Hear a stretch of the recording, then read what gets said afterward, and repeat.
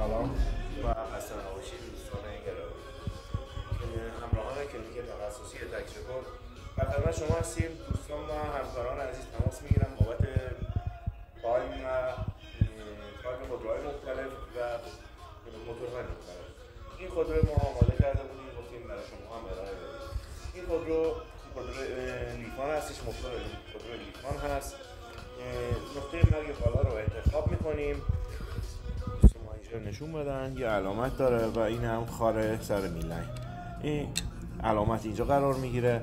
دو تا علامت داریم روبروی هم باید قرار بگیرن و دو تا علامت روی دنده CVT و دنده دود اسباب دود داریم. علامت هایی که روی زنجیر هست و روی اینا قرار میدیم و یه دونه علامت روی سر میلنگ داریم که اینو دوستمون از اینجا نشون بدن. این قسمت رو مشخص میشه. این رنگ ها باید روی این شاخص ها بیفته. ما بین این دو تا زنجیر باید 6 تا زنجیر باشه. از این قسمت تا اینجا 25 دنده و از این دور 31 دنده باید دنده ها با هم، زنجیرها با هم فاصله داشته باشن، شاخص ها.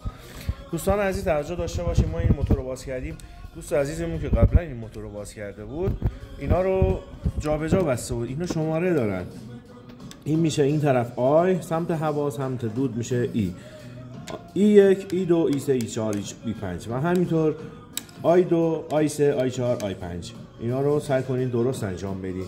موتور رو تمیز بشورین، کار تمیزی انجام بدین، چسب کار نکنین. یعنی وحشتناک چسب کار کرده بودن روی این. بعد ما برای دوستان رضایت مشتری تشریف دوستمون موتور رو به این شکل تامین مشتری میدیم. یعنی از آغشته از روغن و اینا بود، این که ما شستیم و به این شکل تحویل مشتری میدیم.